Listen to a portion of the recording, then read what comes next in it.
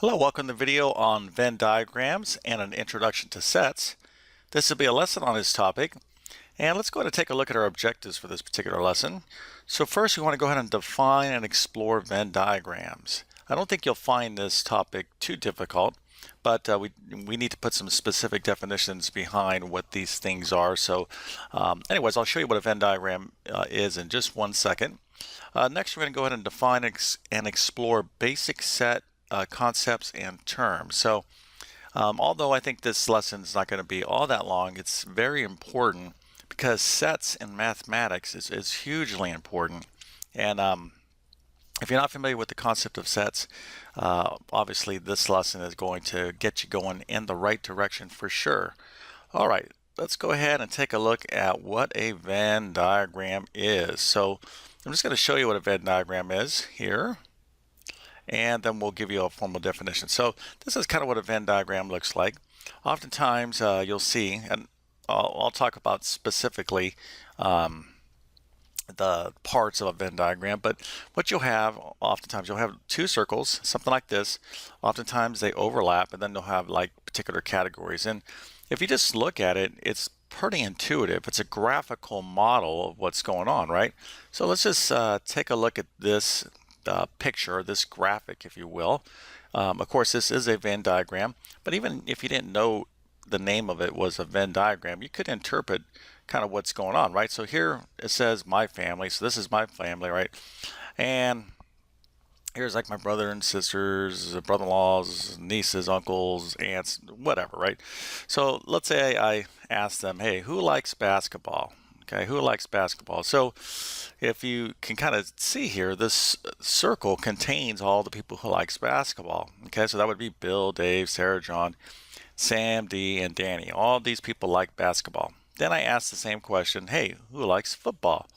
So Lisa, Jeff, Rod, Vince, but Sam, Dee, and Danny, they also like football. Okay, now they also like baseball as well. So we kind of show this in this manner. They're in part of both groups. Now, we got Helen and Josh way over here outside of the circle. So what do you think that might mean? Well, they don't like baseball, or football. So they're not part of any one of these particular groups, but they are part of my family. So we're going to write them outside of the circles. So this is a Venn diagram. It's a graphical model, okay, that generally uses circles, but you can use any other kind of graphic, maybe like a square or whatnot, but typically almost all the time it's circles that you'll see. And what it is, let's go ahead and just give you a definition now. It's a Venn diagram is a diagram, okay, a graphical model that uses circles or squares, mostly circles, to show the relationship of the sets. So now we have to start talking about this idea of sets. So just like if you think about if you have a train set, right? So maybe, well, I'm aging myself. I don't know if kids still have train sets. I'm sure they do someplace. So you have a train set. Here's a little box you would get, you know, for your birthday or whatnot, and you have a bunch of little trains in there, and all these little train parts belong to this one box, right? That's a train set. We use the word set because all these little parts belong to this kind of group. Or you can kind of think of it as like a colored pencil set, right? A set of colored pencil. We use that term specifically, all these colors from, let's say, white, yellow, blue, black, gray, purple, whatever, they all go in this one particular colored pencil set. So this over here, this Venn diagram, baseball, these people who like baseball, this is a set of people or a group of people, okay? All these people belong to this particular group or set. And these people who like football this circle kind of is saying, hey, this is the set, kind of like a train set, if you will, graphically speaking. But as you're going to see here in a second, we really want to get into much more specifics about the concept of sets, but you can see it pretty much intuitively here, kind of what's going on. All right, so let's move forward here. So again, here is our Venn diagram, and we can relate the concept of sets directly to what's going on in a Venn diagram. So a Venn diagram is just a nice way to see the relationship between sets. So let's talk about sets here. Okay, so Set notation would be something like the following. So likes baseball. Who likes baseball? Well, notice here I have these little squiggly brackets. These brackets here, okay, and this is what they're called, brackets, is the most common notation to illustrate a set. So everything inside the brackets, okay, are going to be members of that set or members of that group, if you will, okay? But specifically, let's take a look here. Who likes baseball? Well, it was all these people, right? Bill, Dave, Sarah, John, Sam, Dee, and Danny. So I can just name the set here, likes baseball equals, and then I have my little brackets. All these guys here, all these folks, are members of this particular set. And we would write them just like this. We'd write the person or the member of that set and put a comma just exactly like this. So this is very common set notation. So now I'm taking my Venn diagram and I'm just writing it in basic set notation. We're going to talk a lot more about this here in a second, but you can kind of get the idea. Now notice these people in blue are members of both sets, and that's okay. Okay, so but anyways, this is just a general idea of sets. And then here we can describe this particular set of people does not like baseball or football, and you can see that was Helen and Josh way up here. So we can definitely take a Venn diagram and write it as a set, or take a set description and write it as a Venn diagram. You're going to need to know how to do both, but hopefully this is not too difficult and it's intuitive to you. All right, now let's start talking more about the specifics of sets. I have to say that set notation, the concepts of set is hugely important in mathematics. Really is fundamental and key. So you kind of start learning this as you continue to build on your mathematics knowledge, but as you start getting really into, like, say, algebra and beyond, sets just become extremely important, and you're going to have to get familiar with this notation. It's not difficult, but I think this particular video, this lesson, is going to be an outstanding, at least that's my goal, an outstanding foundational introduction to sets if you haven't seen them before.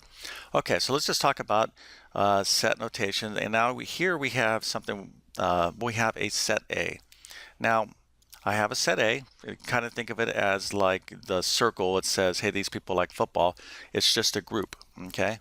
Now I can typically write this in math as a capital letter, like A, or you could also write it this way. Both notations are right. Now everybody that's in that set, or members of that group, if you will, remember I'm going to write as this. I'm going to put the equal sign, I'm going to put my brackets, and all these numbers here are people that are, or numbers that are inside that particular group. Going back to our Venn diagram, if this is like who likes football, these would be all the people that would like football. Okay, so hopefully I've kind of made that point clear. But let's get very specific, okay, about the notation and the vocabulary of sets. So the members of the sets are called elements. You want to make sure you understand or remember these terms, okay? So 1 is an element of set A. 3 is an element of set A. All these numbers here are elements of set A, okay? So that's how we would describe these, and we actually have a symbol for elements. So the way you write this in mathematics is, say, 2. Okay, so here we have 2. We know that 2 is an element of set A. We can see it here. You use this little backwards E. Okay, it looks just like this. You kind of draw it. It's not like this. Okay, it looks like an E. I'm sorry, not a backwards E. But you draw like a little arc, and it's like this. But it's more so like N, like so. Okay, so there's a lot of different, very specific mathematical notations, and it's not like, oh, this is just kind of optional. No, you really do need to kind of write it like this. Okay, like so. Okay, so you'll see this, and you're like, well, I've never seen that before, but well, you're seeing it now. Okay, so this means you see this. What this is saying is that 2 is an element of set A. So if I said something like this, okay, you would say, oh, okay, there's some set B, and 7 is a member of set B. 7 is an element of set B. So this, which says this means 2 is an element of set A. Okay, All right, so hopefully you have this down. It goes without saying that you should be taking absolutely, detailed notes. And you can pause the video, take your notes, or watch the lesson and go back and reconstruct your notes, whatever works for you. But make sure you have good notes for sure. And not only this lesson, but all the lessons that you study. Okay, so let's go on. And let's just talk more generally about other concepts about sets. So here I have set A. Okay, I just wrote it out like this, set A. Here's another set, set B. And you can see here, I have these elements in set A, and I have these elements in set B. So set A has 1, 2, 3 as elements, and set B has 2, 3, 1 as elements. Well, it doesn't make a difference the way the elements are ordered. Okay, order of elements does not matter because two sets are equal. These are the same sets. Set A is equal to set B. They're equivalent, okay? So sets are equal if they have the same elements and members, okay? We don't care if they don't have to be ordered in the exact same way. It's like saying, hey, who likes football? Danny, Josh, and Sarah. Or if somebody says, who likes football? Oh, yeah, Sarah, Josh, and Danny does. It doesn't make a difference. They're giving you the same answer, right? So same concept here. All right, so let's move forward. Now let's talk about the idea of subsets. Now again, this is an introductory level video on sets, but just because it's an introduction to sets doesn't mean that we're not learning a good amount from an introduction level as well. So let's talk about the idea. Although we're kind of keeping it basic, if you understand this, you'll be able to do more. You should be able to handle more complicated problems. But it's again, you want to understand the fundamentals first. All right, so subsets. Okay, everything that by the way, I'm telling you in this lesson or teaching you in this lesson is important. You're going to have to remember it. There's no little detail that like, well, that's not as important. It's all important. So kind of want to stress that. So subsets. So here I have set A, and I have all these elements, all these members of set A. And then here I have set B, and I have all these elements of set B. Now notice, okay, that set B, you could put set B inside of set A, right? So this right here, okay, these elements are what constructs the entire set, all the elements of set B, okay? So because set B is kind of like a subpart of A, we would call B as a subset of A, okay? So, and the notation for that is this. It's again, sets are going to have to learn this notation, and it's easy to confuse. So, be very specific, or take good notes. It's like a sideways U and a line underneath it. Okay, just like so. So we're going to say B is a subset of A. Okay, B is a subset of A. It's written on the left. Okay, and that means that B fits inside of A. The elements of B are all a part of A, okay? And A probably has more, or A does have more elements, but all the elements of B are inside A, okay? So B is smaller than A, but all the elements of B are in A. Okay, so that's a subset. Now, an empty set is just what the name applies. So there's two words for it, an empty or a null set. So an empty set looks like this. There's no elements, okay? Another way to see a null value or nothing in the set is this notation. It's a 0 with a little line crossed through it. Specifically, again, it's not just a 0 like so, okay? It has a line through it. So very specific ways we're writing this notation, okay? So these elements have, or these sets have no elements in them, okay? Now you might be asking yourself, well, why do we even care? Why we would even write that? Well, there's situations where we have to describe the answer as being empty, okay? It comes with when we're talking about sets, and we'll see that in exercises as well. Okay, so let's talk about the next concept with sets, and that is union, okay?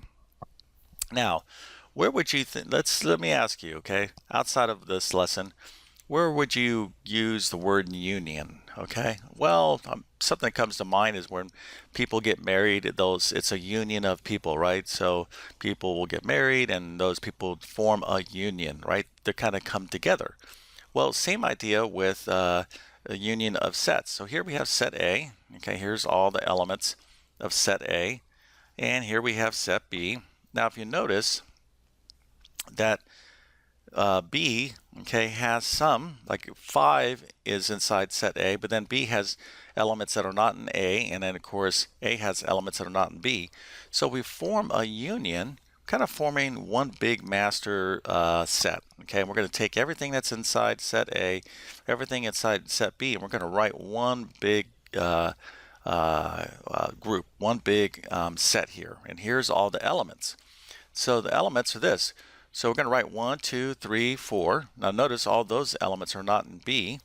5 is in A and 5 is in B. So all we need to do is just write 5 once. We don't need to write 5 twice. It's very important. Okay, so don't confuse that.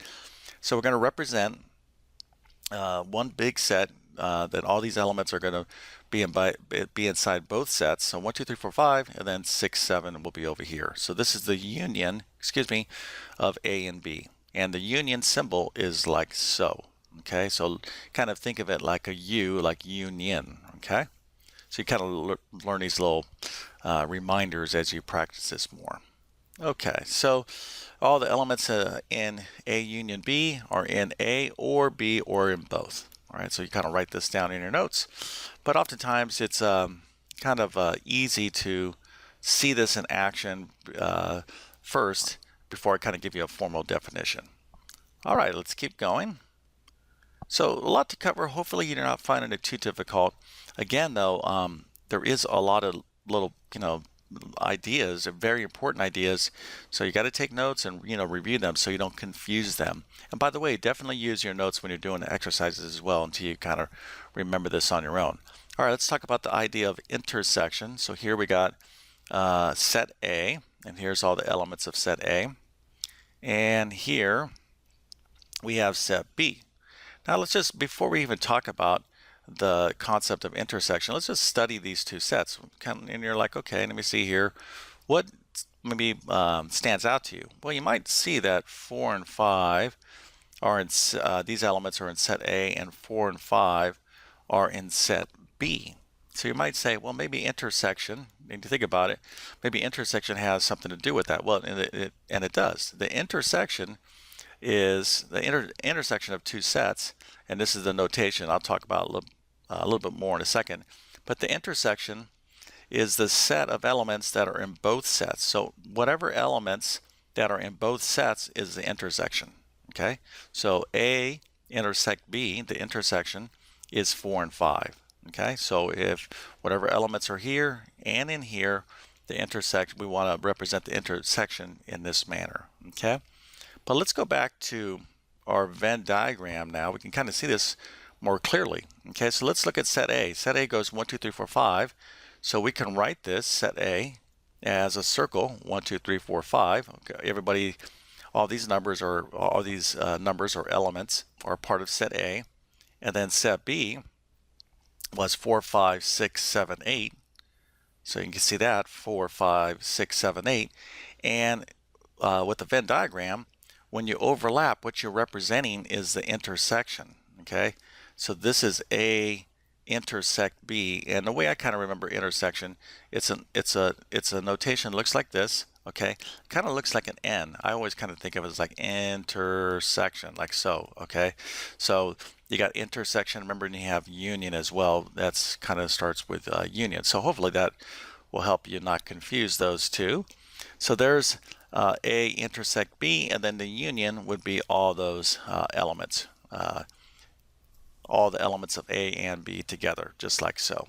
So again, we're kind of circling back to the Venn diagram, and it's a graphical way to represent relationships between sets, and relationships between sets can be intersections, unions, subsets, etc. Okay, so that pretty much wraps it up here. Although hopefully we're able to understand all these things. I think they're fairly simple, hopefully, to understand. They're like, oh, okay, not too bad, but I did give you a decent amount of them. Okay, a decent amount of concepts here if you haven't seen them. So it's going to be up to you not to confuse them and to practice them so they really sink into your long-term memory. But let's go ahead and just review very quickly what we went over. So Venn diagrams are useful graphical models that show relationships between sets. Okay, so if I give you just set notation, all the elements like so, and 1, 2, 3, 4, 5. And that's okay with numbers, but often, when we're using circles, we can interpret what's going on much easier. Okay, so there's a lot of value in representing things graphically, for sure, in mathematics. Okay, elements are members of a set. An empty set is called null. Okay, we talked about that. You can use that notation or this notation, and we'll see this again in the exercise, how this kind of all plays out. Sets are equal if they have the same elements. Okay, the order doesn't make a difference. And basic set concepts, okay, that you really need to understand are subsets, intersections, unions, all those things, and the notation that goes along with them. Okay, so with that being said, you definitely need to practice stuff. And again, I just can't stress the importance of taking very clear, neat, and organized notes. Note taking is absolutely critical to being successful in mathematics. So if you haven't been taking good notes, don't panic. What you want to do is go back and reconstruct some notes, and then get kind of on the right track going forward. All right, so with that being said, keep working hard, and we'll see you soon.